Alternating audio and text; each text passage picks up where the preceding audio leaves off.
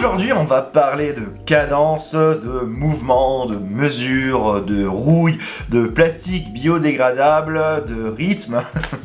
Autrement dit, on va parler de la Fiat Ritmo. Coucou! Pour faire simple, Fiat doit impérativement prendre le train de la modernisation avec une voiture à haillons qui se développe à la vitesse de l'éclair. Ce qui est drôle puisque c'est le constructeur turinois qui a popularisé cette carrosserie dès les années 60 avec la marque Autobianchi. La Fiat Ritmo s'annonce moderne et surtout elle va prendre la suite de la vieillissante 128 qui elle propose encore une malle. Aïe aïe aïe. Alors il faut se remettre un peu dans le contexte, à la fin des années 70, Fiat a cassé la concurrence avec sa 126 qui est littéralement révolutionnaire et qui a succédé à la mythique 500, histoire que vous retrouvez ici ou là, je ne sais plus, ou en description. Fiat remet le couvert avec la Ritmo qui doit prendre la suite de la 128 apparue en 69 et qui a été un immense succès au point que la 128 va continuer sa carrière aux côtés de la Ritmo jusqu'en 83 avec l'arrivée au catalogue de la berline Regatta. La 128 est une voiture moderne avec l'adoption de la traction, des moteurs en position transversale et une boîte en ligne. Une première pour le segment et la voiture est au top des ventes. On parle de la 128 comme une rupture dans l'histoire de la marque italienne car la concurrence va avoir du mal à avaler la voiture et elle se devait de réagir immédiatement. Face à tous les progrès que représente la 128 face à la concurrence, eh bien la berline remporte carrément le titre de la voiture de l'année 1970. Bon alors l'avènement du haillon, eh bien Fiat ne l'a pas vu venir. Oh merde! Oh c'est con ça! Et pourtant ces abrutis ont été les premiers à le populariser avec Autobianchi, puisqu'on va le retrouver sur la Primula, mais aussi sur la petite A112. Et bien les autres constructeurs européens vont donc s'en inspirer, et on commence évidemment par Renault, qui va l'adapter, mais alors sur tous les segments possibles et inimaginables, puisque R4, R6 ou encore R16 vont le proposer, mais il y a surtout une berline en particulier qui va venir bouleverser l'ordre établi dans l'automobile européenne et forcer Fiat à se sortir les doigts du vous voyez ce que je veux dire, c'est la Renault 5. C'est elle qui va enfoncer le clou avec son petit haillon tout mignon là, ses petits moteurs économiques et ses révolutionnaires petits pare-chocs au polystyrène là.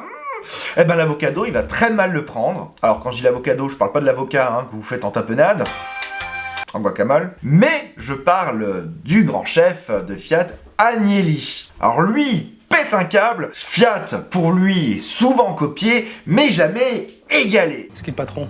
C'est moi. Et là il faut atteindre la régie Renault, il faut absolument faire un truc, et Fiat se rend compte qu'il a peut-être raté un train, mais il n'a pas raté totalement le train, il se dit il a simplement raté un wagon, et qui va venir casser les pieds à Renault. Fiat démarre le projet de la 128 en s'inspirant littéralement de la R5. Les pare-chocs en polyester sont une première sur une voiture italienne et vont être directement intégrés au dessin de la compacte. Le projet 138, qui va donner naissance à la Fiat Ritmo, voit le jour en 1972 et elle va trouver sur sa route lors de son lancement une certaine Volkswagen Golf qui est en cours de développement, mais aussi la Lancia Delta. Le projet italien est absolument ambitieux. Elle doit proposer une habilité repoussée à son maximum dans les dimensions les plus réduites possibles. Le cahier des charges prévoit une dimension très courte avec seulement 4 mètres de long. Pour le design de la voiture, ce sont les designers internes de chez Fiat qui s'y collent. C'est donc le fameux Centro di Stile Fiat qui va proposer différents projets. On retrouve à la tête du projet Pierangelo Andreani et Sergio Sartorelli pour le développement avancé, mais aussi Gianpaolo Bono, et nos trois hommes ont un mot d'ordre plutôt simple autour de la Ritmo. Il faut faire décalé et reconnaissable entre mille.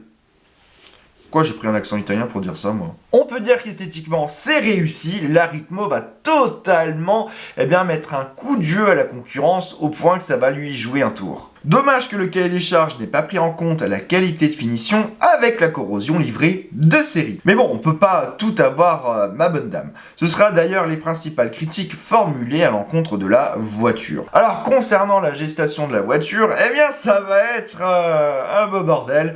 C'est un bordel, une organisation à l'italienne en quelque sorte, hein, parce que des désaccords vont rapidement voir le jour entre les décisionnaires et les concepteurs.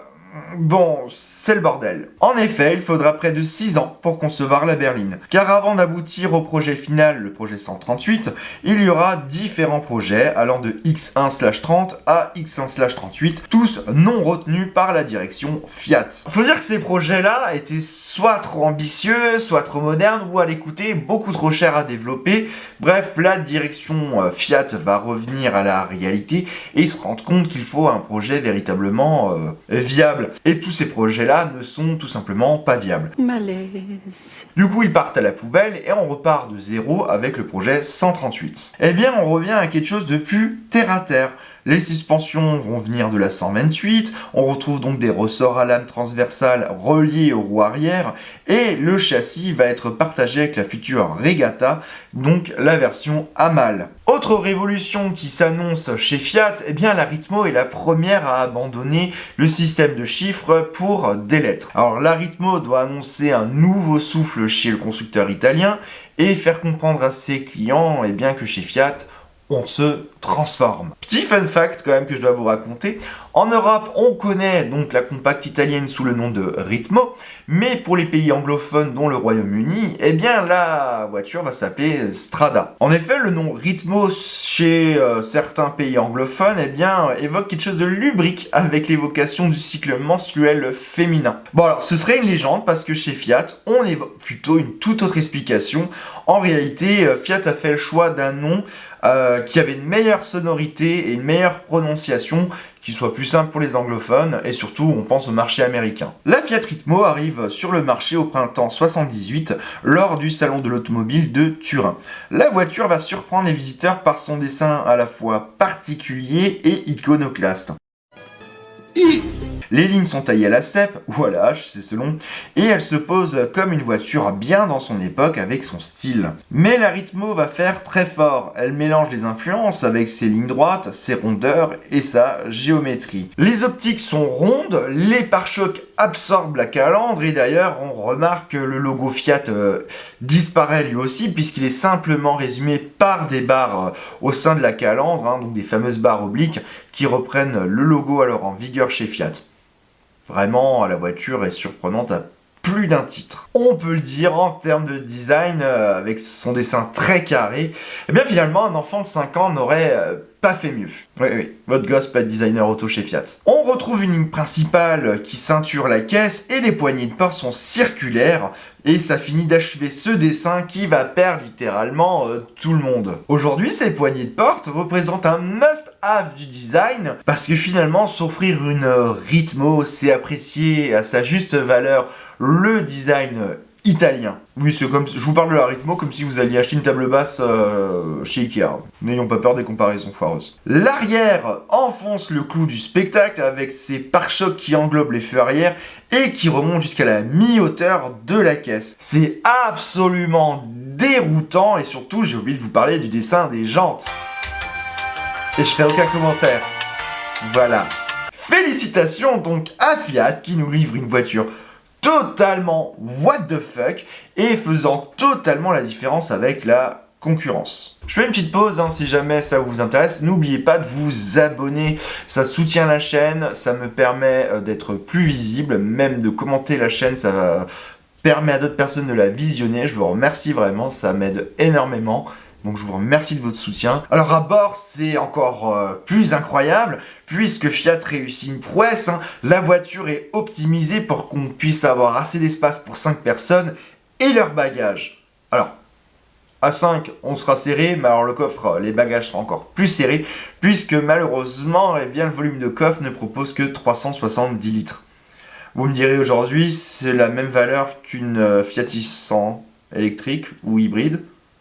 Mais à l'époque, on était habitué à beaucoup plus, donc ça va faire un peu jaser. Mais c'est de la merde! Alors au lancement, la Fiat elle est disponible en 3 et 5 portes, et sous le capot, on retrouve uniquement des moteurs 4 cylindres qui vont de 60 à 78 chevaux. Le dernier d'ailleurs est même le seul à proposer une version avec une boîte automatique. Aussi audacieuse et ingénieuse soit-elle, eh bien la Ritmo va finir seconde sur le podium de la voiture européenne de l'année 79, éclipsée par la Simca Horizon qui est plus grande et beaucoup plus habitable et surtout mieux fini que l'italienne. Dès la fin de l'année 79, Fiat va écouter ses clients et les retours en revoyant légèrement sa copie, notamment concernant la qualité de finition. L'équipement profite d'une mise à jour et une finition haut de gamme, Targa Oro, met en avant tous ces changements apportés par le constructeur. La même année, la Fiat Strada arrive aux US et comme bon nombre de voitures européennes, elle doit s'adapter aux normes de sécurité locales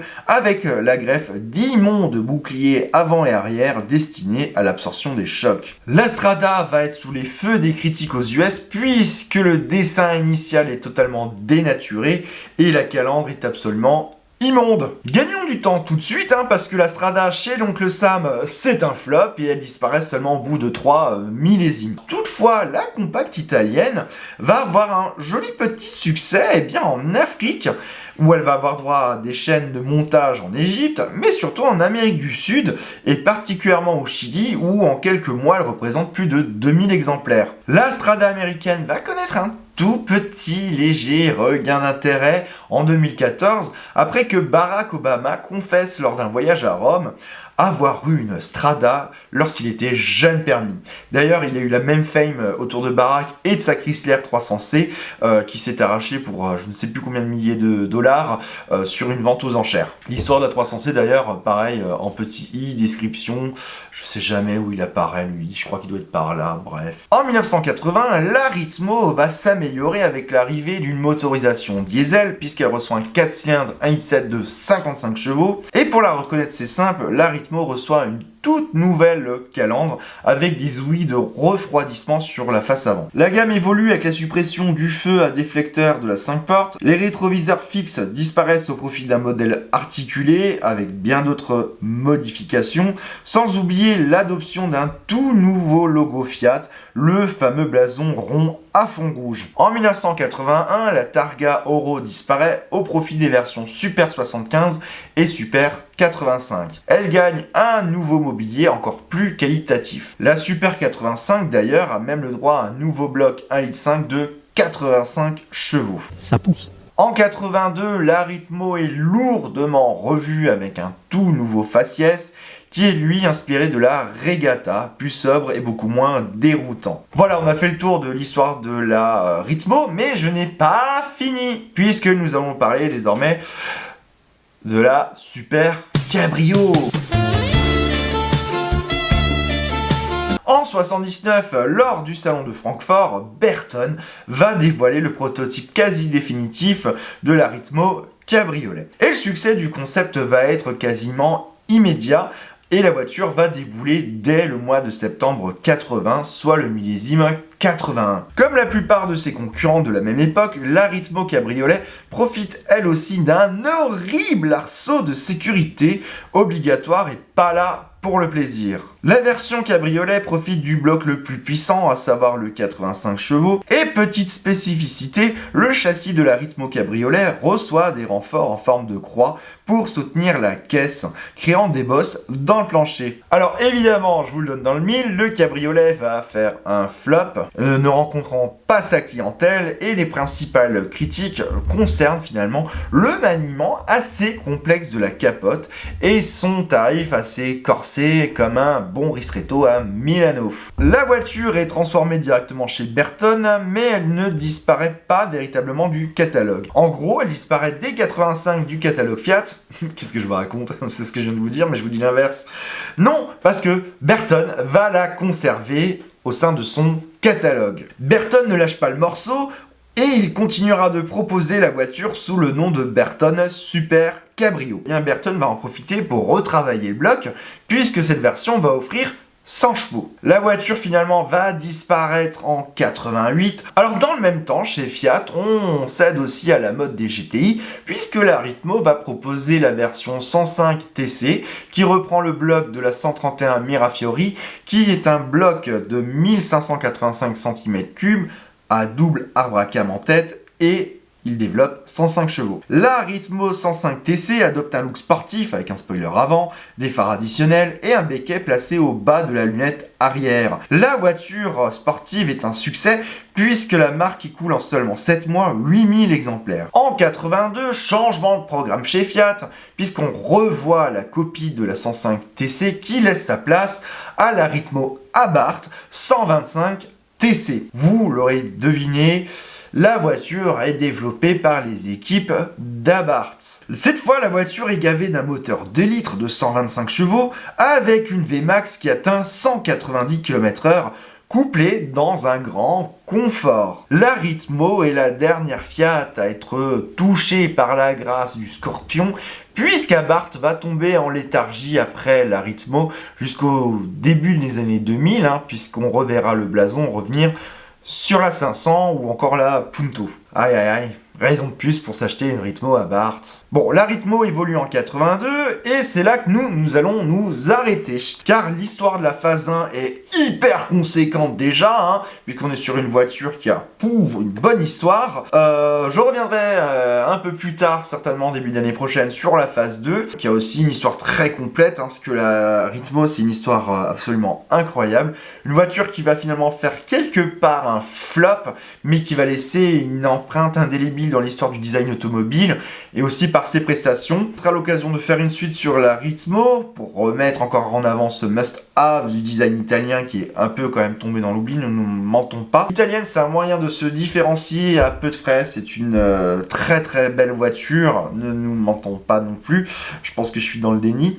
Bref, le problème c'est que la rouille a fait énormément de victimes et il reste très peu d'exemplaires de la Ritmo, que ce soit en version Abarth Sport ou tout simplement les versions classiques. Mais si vous en trouvez une, c'est peut-être l'occasion de rouler différent et de vous offrir ce must-have du design italien. D'où ce titre, ce must-have en péril. J'espère que la vidéo vous a plu, c'était Guillaume, n'oubliez pas de vous abonner, de mettre un like ou un commentaire, ça soutient énormément la chaîne. Je vous dis à très bientôt pour une prochaine histoire ou pour un essai. Ciao!